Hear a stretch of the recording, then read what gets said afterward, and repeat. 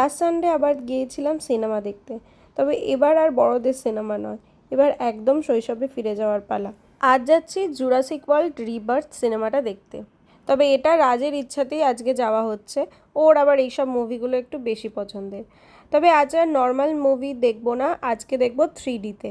আমাদের বাড়ি থেকে জাস্ট 10 মিনিটের দূরত্বেই প্রিন্ট ওয়ার্কস, আর আজকে আমাদের একটা ইভিনিং শোতেই বুক করা আছে টিকিট। প্রিন্ট ওয়ার্কসের সামনে থেকে আমাদের নিত্যদিনই যাতায়াত করতে হয়। এখান থেকেই আমরা মার্কেটে যাই এবং আমাদের সমস্ত জিনিস কেনাকাটার জন্য এর সামনে থেকেই যাই। 3D মুভি দেখার জন্য গ্লাসগুলো কেউ পার্সোনালি ক্যারি করতে পারেন বা এখান থেকেও কেউ পারচেস করতে পারেন টিকিটের সাথে।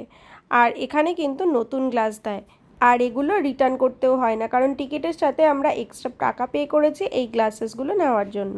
আর লাস্ট দিনই আপনাদেরকে বললাম যে এখানে থিয়েটারে বেশ মজাদার খাবার দাবার সব বাইরে থেকে আনা যায়, তো আমরা সবসময় পপকর্ন আর কোল্ড ড্রিঙ্কস নিয়েই আসি। আজ জীবনে প্রথমবার মুভি দেখলাম যেটা একেবারে কোনো ইন্টারভেল ছাড়াই। হলিউড মুভির অ্যানিমেশন সবসময় টপ নচ, কিন্তু গল্পটা ততটা এক্সাইটিং লাগেনি। আজকের মতো ব্লগটা এটুকুই, দেখা হবে নেক্সট ব্লগে। Keep watching our channel. সবাই সুস্থ থাকবেন, ভালো থাকবেন আর সাবধানে থাকবেন। আজ বিদায় নিচ্ছি আমি বিদিশা ম্যানচেস্টার থেকে। Stay tune and thanks for watching. Bye bye.